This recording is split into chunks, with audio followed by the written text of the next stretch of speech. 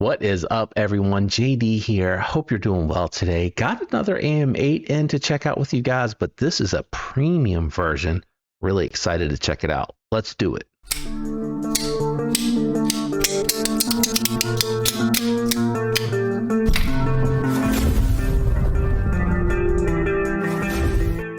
All right, we got the Kermu. Lord, I hope I'm saying that correctly. And this is really quite interesting. You have a knurling pattern on here with a, what did they call this? A silver? No, aluminum? Maybe hard to tell on camera, but it is silver inside of the black carbon fiber, and it's really quite stunning.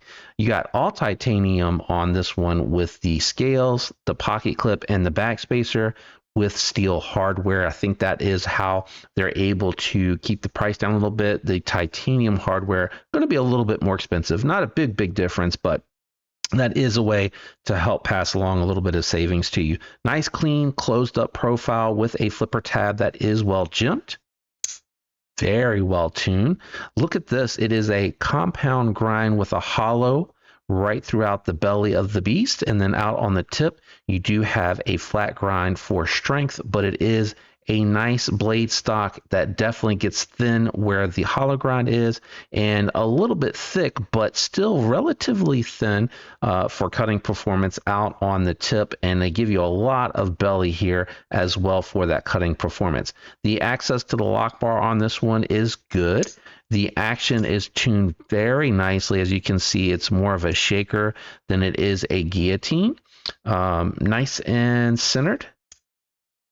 Locked up solid.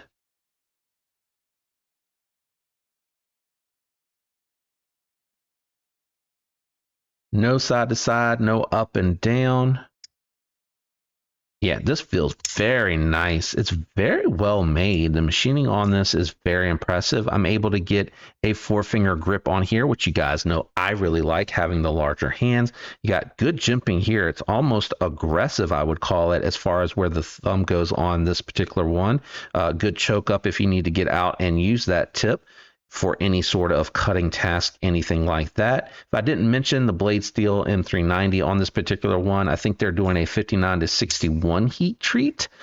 From what I could find, I don't know how old that information is, but on the listing, I could not find where the treatment was, and I didn't find where it was listed on the website. But if my editor does find that, please make sure you put that in there on the screen for the folks that are watching. Let's take it down to the garage and do a little bit of cutting with this guy. So cutting is very nice with this one. It did come via the pass around, so when I went to test it initially, it had a few chips, so I went ahead and just dropped that out to give it a fair shake. Once I did, very slicey. The hollow grind is a nice slicing point on here, making it a very good slicer. Moving through the thicker materials with no issues, minimal effort, and again, just a joy to actually use this one. Very comfortable ergonomically too. The pocket clip wasn't really a factor. Neither was the knife itself. As far as having any hot spots, I didn't notice any at all.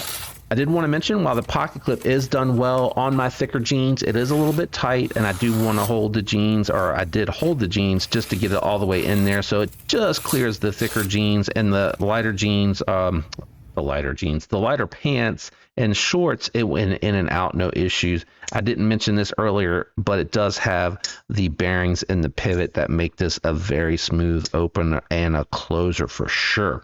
Let's go ahead and grab a couple to do some size comparisons on. All right, here it is against my Bodacious and my Porcupine, and I would say it's a little bit bigger than the Porcupine. Trying to make sure I got that pivot lined up, and I'm bouncing it all over the place. Yeah, it is bigger than the Porcupine for sure, and just a little bit smaller than the Bodacious, although it is very close. I would constitute this one to be a full-sized knife. I didn't mention it earlier, but the scales on here are contoured, which is a nice touch on here. It's a very subtle, slight contouring.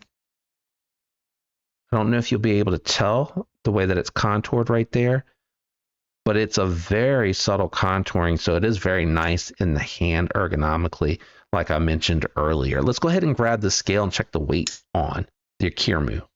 All right, scale out and on. I'm thinking this is close to 4. coming in at 4.1, so just over 4 ounces. I say that because you do have a fuller size knife with a nice generous amount of steel on there with that N390 steel hardware with the titanium loadout on this with the backspacer, the actual pocket clip, and of course the scales.